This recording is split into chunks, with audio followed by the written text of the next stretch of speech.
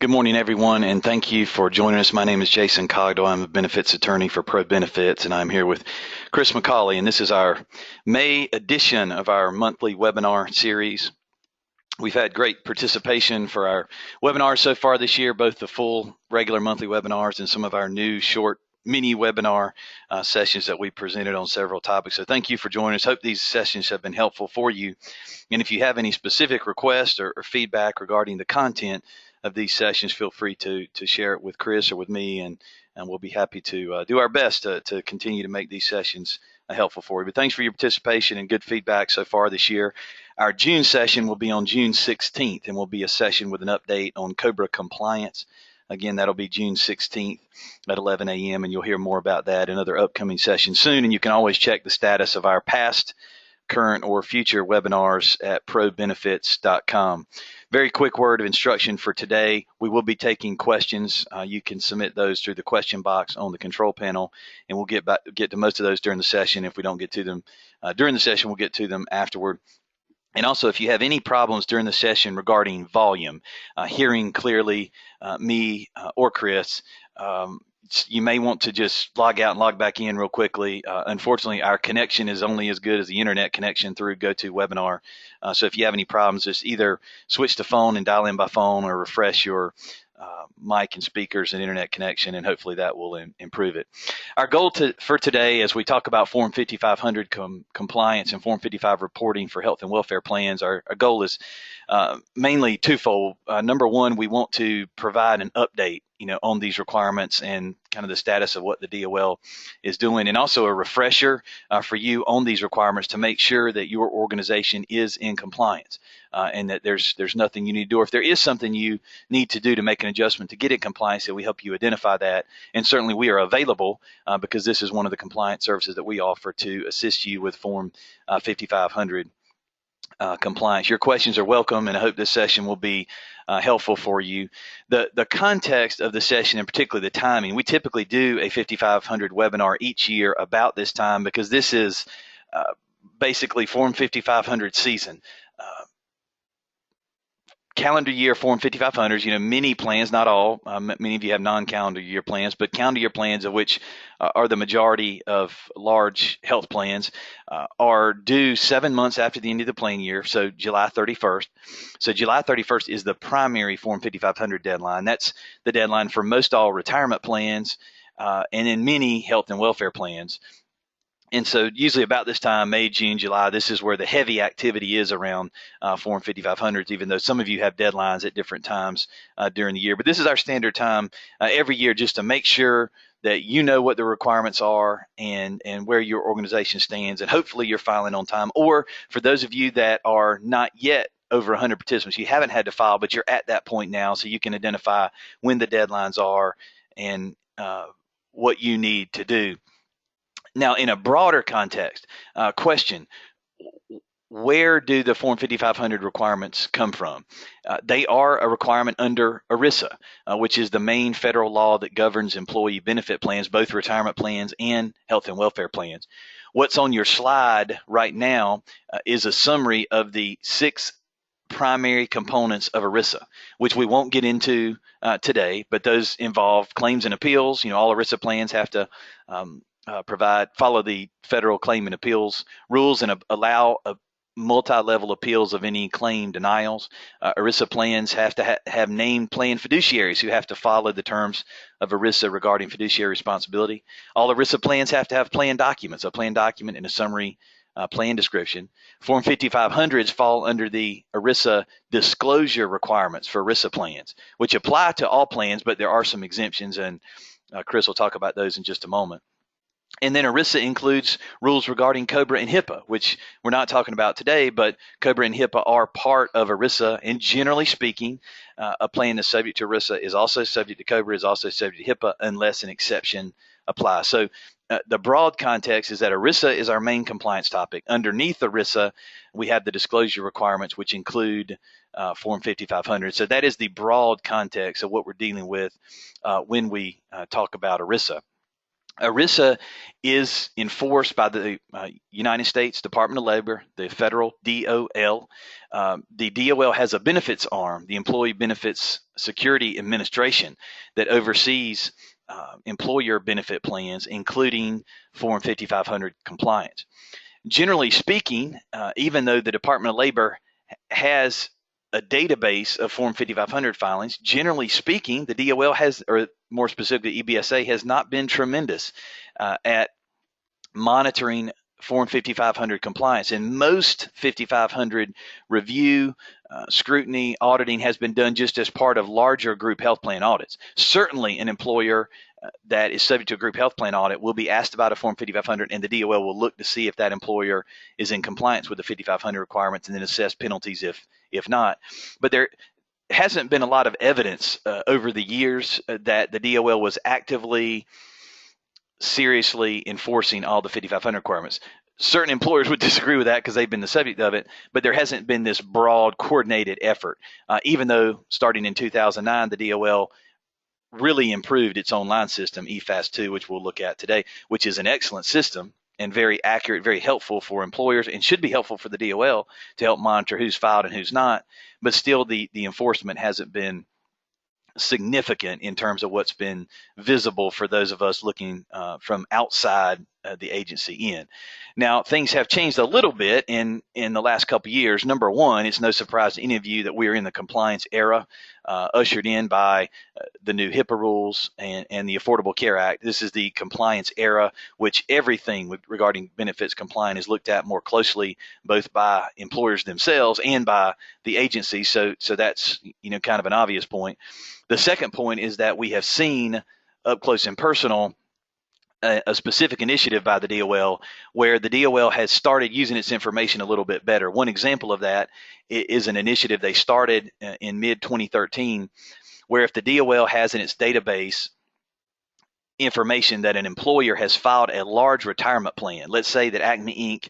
Has been filing timely a 5500 for its retirement plan with 400 participants in the retirement plan, but Acme Inc. has not filed for any health or welfare plans, the DOL has started proactively contacting Acme Inc. to say, we've seen you filed a retirement plan for a large group, but you haven't filed a health plan, please respond. And there's a questionnaire that goes along with that. If anybody wants to see a copy of that notice, we'll be happy to share that with you. But that's one initiative to suggest that the DOL is starting to crack down a little bit more and starting to enforce their 5500 requirements even more closely than before. So I think that's a glimpse at what we'll see now and going forward, and that the DOL will start using the information at its disposal a little bit better than it has. There's no question that the penalties are significant for non-compliance. So this is something that employers should not take any risk over. And then if there's any exposure that you have for failing to file recently or in the past, there's a voluntary compliance program that can help you rectify that non-compliance, pay some reduced penalties, and go forward. But that is the large context. It's an ERISA requirement, very significant. The penalties are significant, up to $1,100 per day of non-compliance for failure to file. And the EBSA seems to be enforcing it more strictly. And so because of all that, it's certainly imperative for employers to make sure that they are complying with the Form 5500 requirement. So that's a brief word about context as we look at some of the specific requirements. And Chris, I'm going to turn it over to you. Thanks, Jason. I think the first step in the 5500 analysis is to first determine what employers need to file a 5500, and all employers with plans that are subject to ERISA need to file, or at least consider whether they need to file a 5500. The only full exemptions from ERISA are churches and government entities.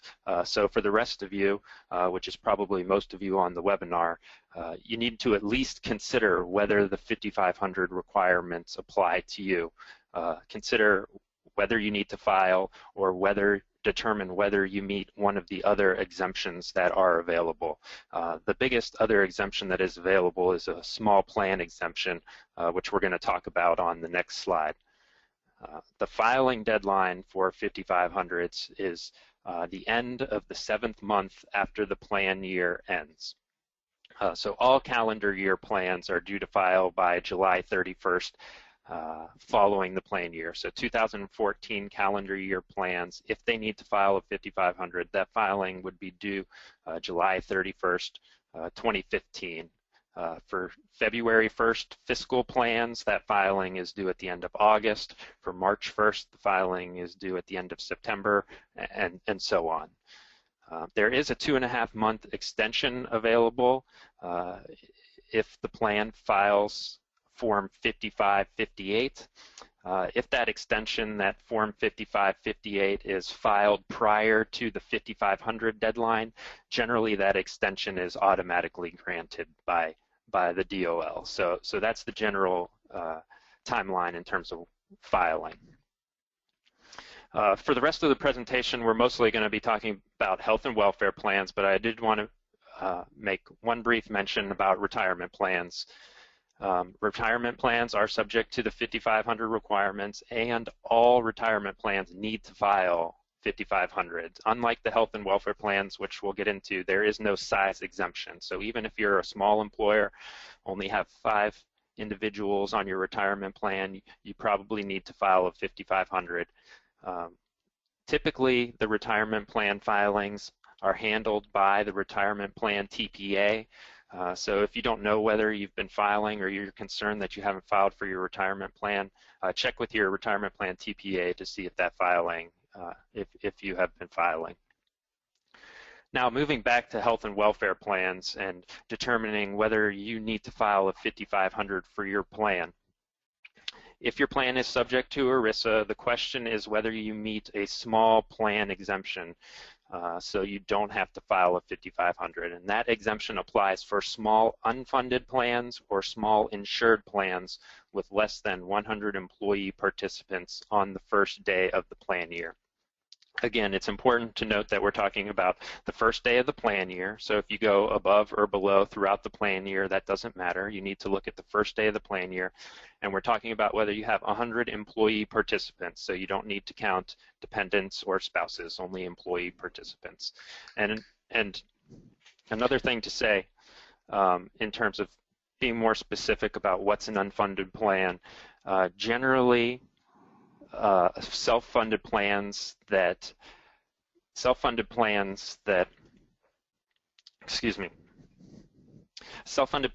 pay out of general assets do not need to file. So those are considered unfunded plans. So another way to say it is if you are over 100 participants, you need to file a 5500 no matter the type of your plan. Or if you are under 100 participants, you only need to file if your plan is funded, if it has a formal trust involved. But most self-funded plans under 100 don't have a formal trust in plan, so they are not required to file the 5500. Good. Chris, Jason here, a couple of clarifying questions. First, can you just confirm one question here, and this is a common one from employers as well. Are you saying that it's only participants? So hypothetically, if I've got a company, we've got 120 employees, but because of the contribution that we require for the health plan, for example, only 80 are on the health plan, and let's ignore the other benefits for a moment. Are you saying that even though we've got 120 employees, if we've got 80 participants, we do not have to file? Is that what you're saying? That's correct. If you're over 100 total employees, that's not determinative. What's determinative is the number of participants on your plan. So if you only have 80 participants on your plan, you don't need to file even if you have 120 total employees. And by participants, you mean employees, not any potential covered spouses or dependents, correct? That's correct, just employees. Okay, second clarifying question. Now let's look beyond health, and let's say that we've got 80 participants on the health plan. Our other benefits are voluntary, so we've got a low number of participants in dental and vision and LTD, but there are 2 benefits that the employer pays for, life and STD. They're administered by the same carrier. So even though we only have 80 on health and a low number on LTD, dental, and vision, we have a large number. Like all let's say all 120 have life and LTD. So do we need to file for the life and LTD even though the health and the other benefits are under 100 participants? Generally, yes, you would have to. So you would look at it plan by plan, and if you have one plan, if the life and LTD is over 100 participants, you would file the general rule, which we'll get into, is you would file the 5,500 for that plan that is over 100 participants, but you wouldn't file for the other plans that are under 100 participants. Okay. And last question here. If the employer has a self-funded medical plan with the over 100 participants, does it matter does the requirement change whether it's a fully insured plan versus a self-funded plan? If they have a self-funded plan, do they still need to file based on the 100 participant rule? Yes, anyone that has 100 or more participants needs to file fully insured, self-funded. It does not matter. Okay, thanks, Chris. On this slide, I just want to show some of the specific benefits that are governed by ERISA, which you may need to look at to determine whether a 5,500 is required. I'm certainly not going to go through all of these. You see some of the usual suspects up at the top. I think really what's most important is looking towards the ones at the bottom and seeing some benefits that may not intuitively be ERISA benefits, but may potentially require a 5,500 in certain circumstances. And I think the two most important are probably to point out are probably the wellness program and EAPs, employee assistance programs. And so not all of these are subject to ERISA. It only depends on the benefits that are being provided.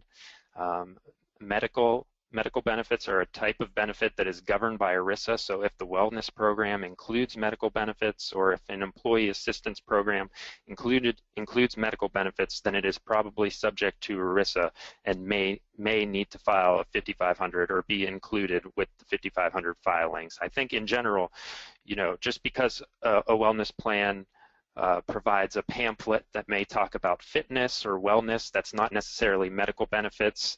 Medical benefits would be more involved in actual treatment or care. One example might be mental health counseling. That might be a medical benefit included in a wellness program that makes that wellness program governed by ERISA. So. Chris, I just want to interject a quick point here. In some of our ERISA seminars with employers, one thing that I recommend, and this is something I think would be good for the employers on this session, and if you're not already doing this, would be that on an annual basis, or if not annually, once every 2 years, that you, the employer, make a list of every employee benefit that you offer. I mean, from as small as snacks in the break room to as large as health plan, retirement plan, group life plan, etc. Make a list, and then after you make the list, the list needs at least 2 more columns. Column number 1 is, how are we handling this from a tax perspective? Are these taxable benefits, non-taxable benefits, etc.? Make sure we're doing it right from a tax standpoint. And then the final column would be the ERISA, COBRA, HIPAA column. Is this benefit subject to ERISA? If so, we need an SPD, and we may need to file Form 5500 for this benefit if it has 100 participants, or if we've got a wrap plan. Is this benefit subject to COBRA? We're seeing a ton of questions and activity in the market around some of the benefits Chris just mentioned. In addition, some of the supplemental health benefits provided by Colonial, Allstate, Aflac. Is it an individual benefit? Is it a group sponsored benefit? Is it subject to COBRA and ERISA or not? There are a lot of compliance issues around these types of plans. So I really think it would be very helpful for your organization to take stock of your benefit plans annually or biannually and know exactly where you stand relative to these requirements, which will help clarify this. If these supplemental benefits are subject to ERISA, that's not terrible. I mean, that just means you need to have the documentation in order, and then make sure that we're consistent as far as the SPD and then the Form 5500 filing requirement. In fact, to build on Chris's point, if you do have a wellness program or an EAP or an on-site clinic that needs to be included with the Form 5500 filing, it may be as simple as checking one box on the 5500 filing for the medical plan. So it may not be a big deal. It may not create additional work or expense, but it's something you want to know about so that you are complying with the rules. And that's something that's coming up a lot in our compliance work, and I just wanted to raise that point. All right, as we move along to the next slide, I think the next thing to talk about is what filing structure should be used. How do I know how many 5500s I need to file if I have multiple benefits? The DOL says that the default is that each ERISA plan and more specifically, each benefit or each carrier contract should be filed separately. So if you have 5 different benefits with 5 different carriers, the default is that your 501 medical plan files a 5500. If you have 502 dental plan, that would also file a separate 5500. Your 503 plan, also a separate 5500. So the default is that each ERISA plan, each ERISA benefit or carrier contract, one Form 5500 is required for each of those. Even though that's the default, plan sponsors are allowed to determine the number of plans they have if they sort of incorporate that into a written document. So if you have multiple plans, one option is to consolidate all those plans through a consolidated wrap SPD. And doing so would essentially turn your 501, 502, 503, all those plans into one single ERISA plan. So you could have Plan 501 Health and Welfare Benefits Plan, which includes all of those plans. And so if you do that, if you go with the wrap design, you could file a single 5500 for all of your plans. So you really wouldn't have 5 or 6, even though you have 5 or 6 benefits, you don't have 5 or 6 plans. You have wrapped them all into one plan. So you have one plan that needs to file a 5500. And just to illustrate this point, let's take a look at this quick example here. So a company sponsors 6 ERISA plans, health, dental, life, 2 disability plans, short-term and long-term disability, and a health FSA. And just for the purpose of this example, let's say that the plan has a 6-1 plan year and has over 100 participants on all the benefits. So the question is, how do we go about filing these plans? And so, as we said, let's talk about the default situation first. If no wrap has been implemented, then each benefit or each carrier contract is going to be a single plan for 5500 purposes. So our example says that health and dental are with separate carriers. So the health would be one plan, which needs to file a 5500. The dental is another plan, which needs to file a separate 5500. And our example says that life and the disability plans are together with one carrier. So the DOL allows us to wrap those 3 plans into one single plan. So it looks like in this scenario, we would have 3 different plans that need to file 5500s. First, let's call it 501 health plan. The FSA is also a health benefit, so we can generally wrap the FSA into the health plan. Then maybe 502 dental would also file a 5500, and then finally 503 life and disability plan would file a 5500 as well. And so in the default scenario, we would have 3 5500s, and each of those filings, because we have a June 1 plan year, would be due December 31st of the following plan year after the plan year ends. Now again, let's move into that was the default. Let's now assume that the plan wants to go ahead and implement a consolidated wrap SPD.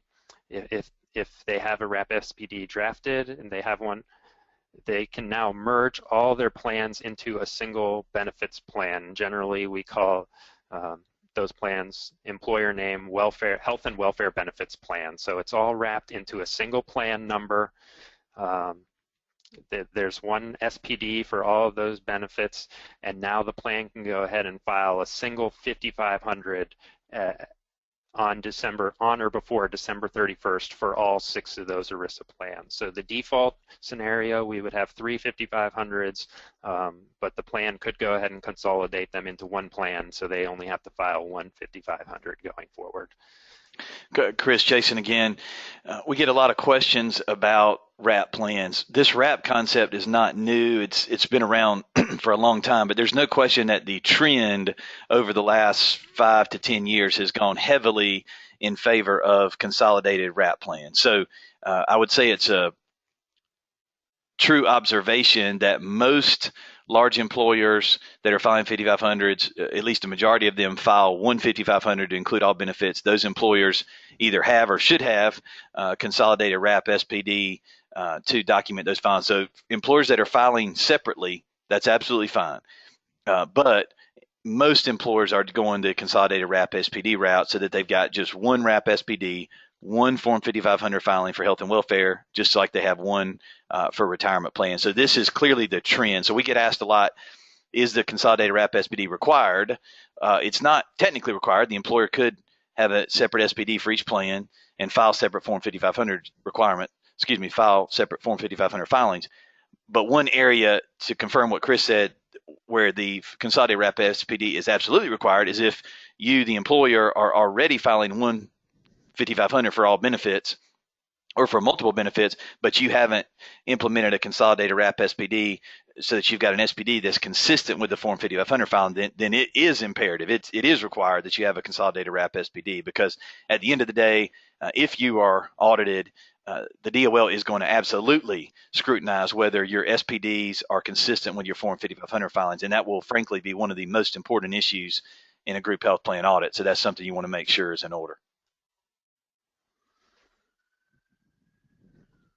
Yeah, and that's mentioned on this slide, and some other common errors in terms of what we see are the biggest error is obviously failure to file for an eligible plan. If you don't realize that your plan needs to file and you simply have not been filing a 5500. I think the biggest scenario this happens is probably when employers go over 100 participants. So maybe 5 years ago you looked at your plans, you saw that you only had 50 participants on your plans, so you didn't have to file a 5500, so you sort of forgot about the 5500 requirement. Well, maybe 2 years later, you've grown so much that you're now over 100 participants. So now the 5500 is required, and I think that's why it's important to go back to Jason's point, which is look at these plans each year to determine the number of plans you have, the number of participants you have, so what requirements apply to those plans, because I think that's the biggest compliance mistake, is not realizing you've gone over 100 participants and now need to file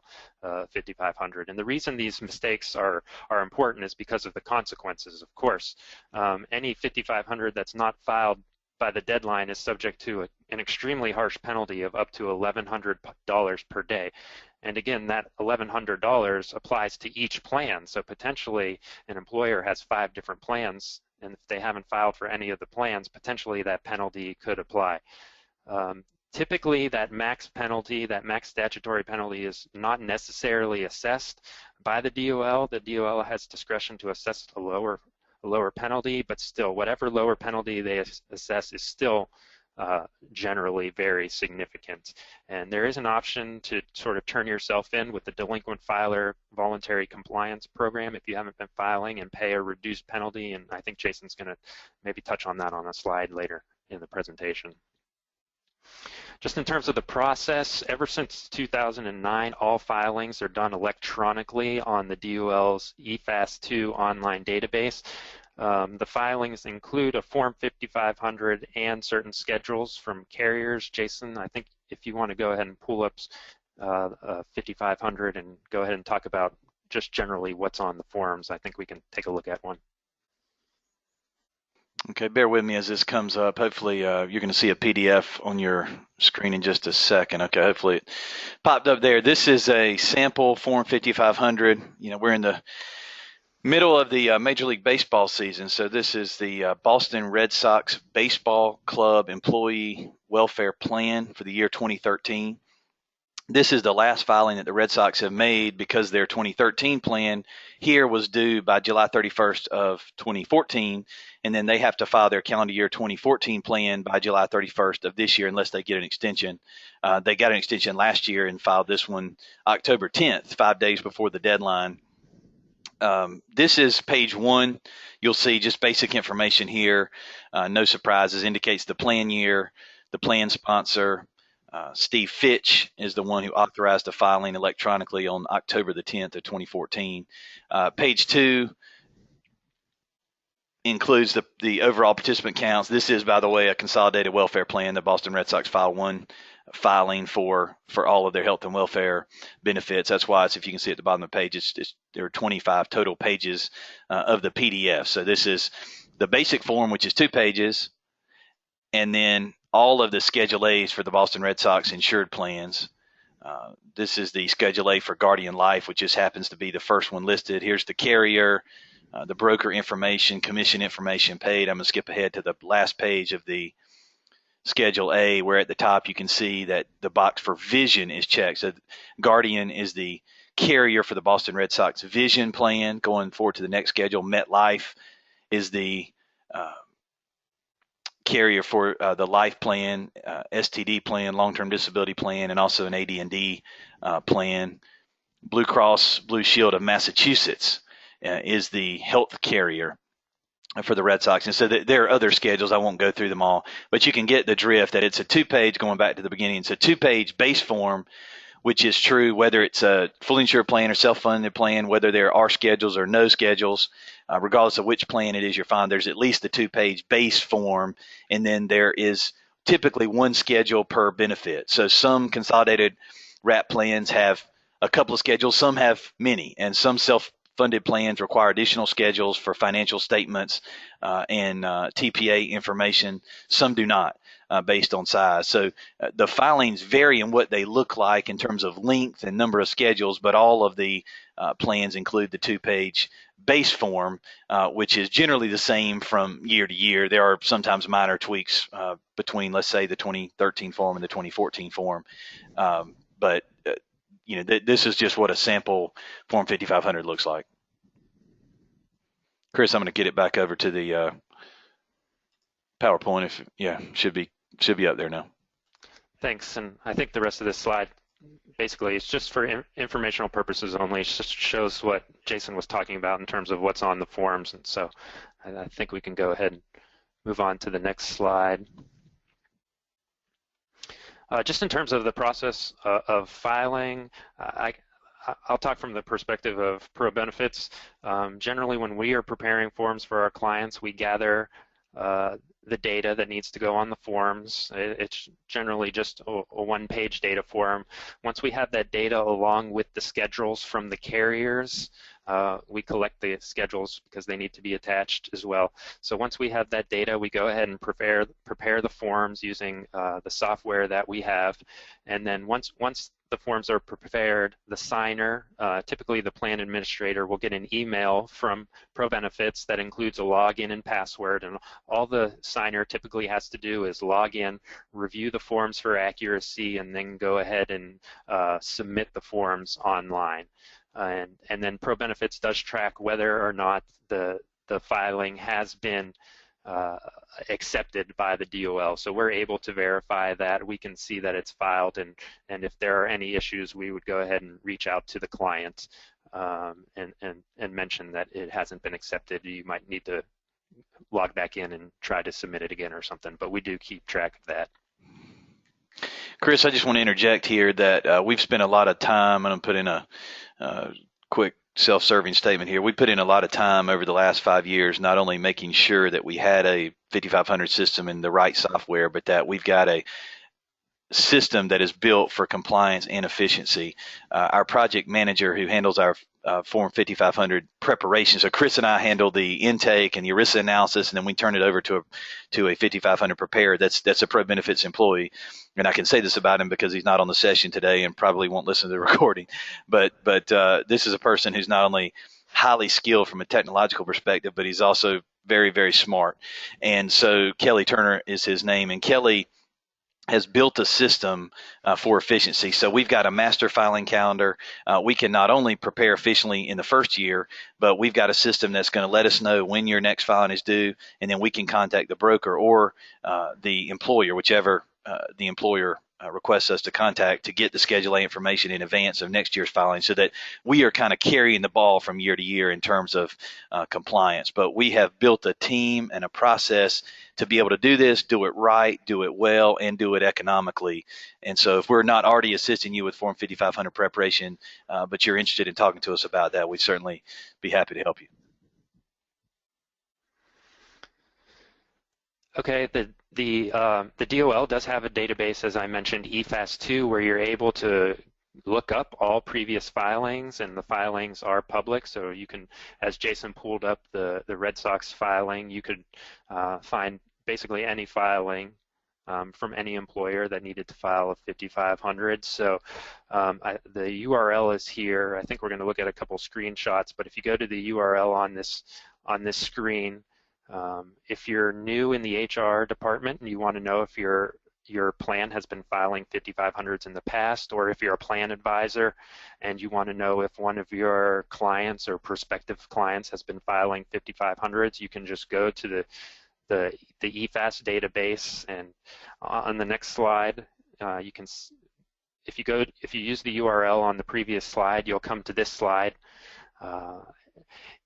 If you see the green arrow on the left side, that's where you can click to search, and also about a third of the way down, the link that's in purple. If you click on either one of those links, it will allow you to search for 5500s. You don't need a login and password to search.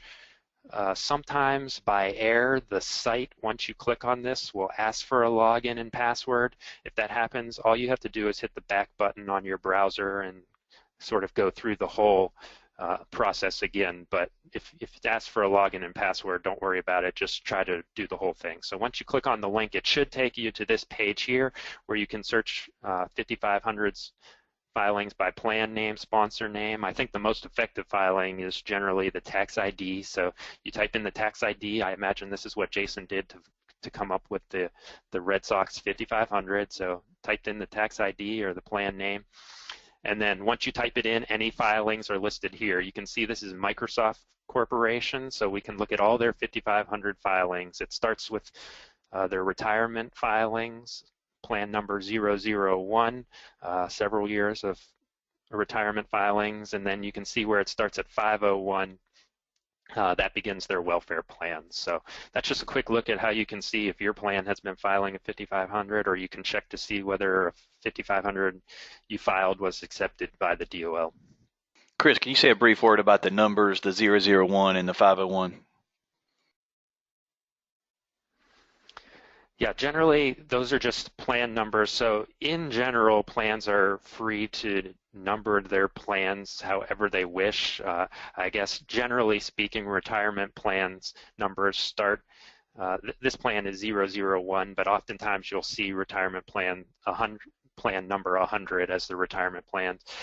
In general, for health and welfare benefits, we normally begin those plan numbers at 501. So if you have multiple benefits, you'd have 501, 502, 503, 504. But if you have one wrap ERISA plan, then oftentimes we just number those 501.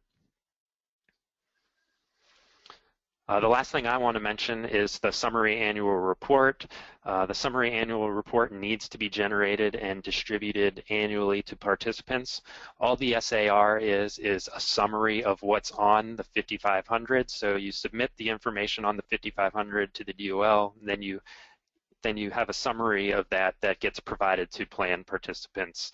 And that summary annual report needs to be distributed within 9 months of the end of the plan year, so after you file the 5500. And just one thing to say about ProBenefits is along with the login and password where you can log in and see the 5500, our software also creates a summary annual report. So along with the forms, you also get the summary annual report from ProBenefits that you can download and distribute to your participants. With that, Jason, I'll turn it over to you unless there's any questions. Yeah, thanks, Chris. I was knocking out a couple of quick questions there. By the way, if you have a question you haven't submitted yet, feel free to submit it here in the next few minutes, and we will get back to you. One of the questions just submitted I was answering is, when we get our data from the carriers, it only includes the end of year information. We don't get the beginning of the year participant count. So what do? Do we need to get the beginning of the year participant count from the carrier to be able to file the 5500? The count on the first day of the plan year is what matters for whether or not the 5500 is required. Now, I'm not going to pull the Red Sox form back up right now for fear I may not get back to this PowerPoint, but on that page 2, it does ask for the end of the year number as well. So the beginning of the year number and the end of the year number actually on the form. So the end of the year number is relevant. It's just not the main number that matters for where the plan has to be filed. So ideally, if you can get from the carrier the beginning of the year participant count or from billing records that you, the employer, have, that number is going to be needed. I guess a shortcut, if you know that you're over 100 and you're clearly over 100, you just need to know what number to put at the beginning of the year. You only get the end of the year count from the carrier. I guess a shortcut would be, it's not 100% accurate, but you could just take the prior year's end of the year number and use that as this year's beginning of the year number to just have a number to put in the box. If you know you're over 100, because at the end of the day, the filing is just informational. Certainly we want to be accurate, but filing it, having a number to put in the box is better than not having a number. So a couple of options there. We mentioned a couple of times during the presentation the delinquent filer program, and we're going to give you this slide as well as the others. I won't go into great detail on delinquent filing right now, other than to say this. If you determine that your organization has missed one filing, multiple filings, 1 year, multiple years, one plan, multiple plans, it is absolutely worth looking into the delinquent filer voluntary compliance program. Employers use this all the time. We spend a lot of time and routinely assist employers that have missed filings and who want to use the delinquent filer voluntary compliance program, which is basically a way for an employer to raise its hand, tell the DOL, we messed up, we should have filed and didn't. We're going to come to you before you come to us. We're going to pay a reduced penalty. The reduced penalties are $10 per day up to some plan maximums of $2,000 per year, $4,000 per plan, if multiple years for a particular plan. So those numbers are high, and I'm sure you're not excited about paying a penalty, but the voluntary penalties are significantly lower than the penalties if the Department of Labor finds you before you volunteer to get in compliance with them. And it is an opportunity for the employer to do the filings, submit them, pay the penalty, and be back in compliance, move forward in a fully compliant position without any further risk and without any more sleepless nights. So this is something that we would highly recommend if you have any delinquencies, whether for one plan or not. And if you are in that situation, you are not alone. A lot of employers are in that situation. I don't know how to put a percentage on how many large employers are out of compliance with Form 5500 requirements, but it is a significant number. And so you're not alone. If we can help you by assessing where you may stand with compliance regarding your 5500s, feel free to contact Chris or me, and we'll be happy to take some steps to help you do that. We've covered a little bit about Form 5500 preparation that's done by ProBenefits. Just a couple of more words about that. Chris and I are actively involved. We do ERISA analysis for the plans, and if we spot some issues not related to 5500s regarding SPDs or other matters, we'll let you know because we want to be your compliance partner and be on the same team with you and helping you figure these things out. So we do an ERISA analysis of every new matter, each filing. We've got a process that's pretty streamlined. And so for most employers, the process is we start it, you turn over the information to us from the carrier or get your broker to do that, and we take it from there. And the next thing the employer has to do is just receive an email, go online, and submit the filing after review with the standard DOL ID and PIN that's similar to what you do for your retirement plan now. The fee is low, honestly, below market rates. In my opinion, we typically charge $150 per schedule. Most employers pay about $450 per year. And for that, you're getting the ERISA analysis, you're getting ongoing compliance support, you're getting not only the filing, the SAR, we're following up with you next year, and frankly, trying to be a part of your compliance team. So that's where we stand. If you're an employer, a large employer, we offer discounted fees for employers that have high dollar admin matters with us, FSA, HRA, COBRA. We also offer some discounted fees for agencies that have a certain level of business with us or otherwise. So if we can assist you, let us know, and we'll be happy to do so. This is a core part of our business. We are preparing Form 5500s for hundreds of employers in all different parts of the country. We've not seen it all, but we've seen most everything. And so we feel like we know what we're doing and would be happy to help you in this area. Again, if you have any questions, submit them now through the question box or email them after the session to Chris. Chris's email address is Christopher at ProBenefits.com. We want to respect your time today, so we're going to go ahead and wrap up the formal part of the session now. It's 11:45. Hope you have a great rest of the day. If you have submitted a question we hadn't gotten to yet, hang on for just a minute and we'll get to that right away. If you've got any new questions, feel free to submit those. Chris and I are going to be answering those for the next few minutes before we log off. Thanks for joining us today. From Chris and me and everybody at ProBenefits, we appreciate the opportunity to work with you, and we'll talk to you soon.